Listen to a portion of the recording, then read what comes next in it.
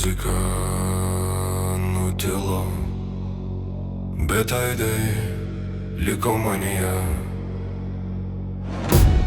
Athodai lenda poda tyliai, rankos dreba, bet ne nuo šalčio. Veidrodį matau dvi versijas savęs, viena šypsosi, kita rėkia be garso.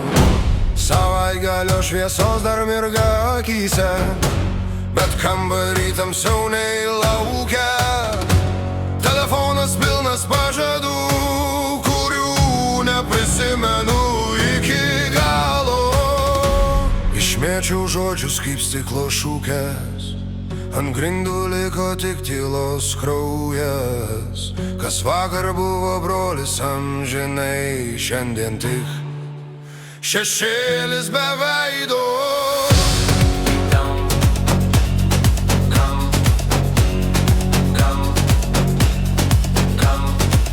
Galvoje triukšmas be pertraukio, viską poja nukelsiu minse.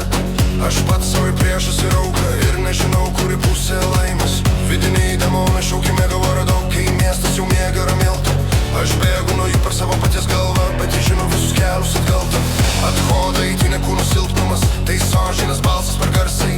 Kai lieku vienas su savimi, prasideda tikras karas. Aš netyrinau, aš netyrinau, aš netyrinau, aš netyrinau, aš netyrinau, aš netyrinau, aš netyrinau.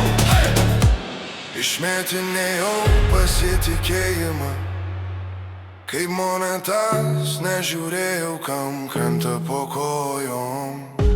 Kiek pažadų sudegė dūmuose, kiek mylių liko be rytojaus. Savaitgalio aidai dar daužo smilkinius, kiekvienas juokas dabar kaip kaltinimas. Galvoj sukasi scenos be montažo, be filtro, be garso takelio. Aš pats sau melavau geriausiai, dar kartą ir viskas bus kitaip.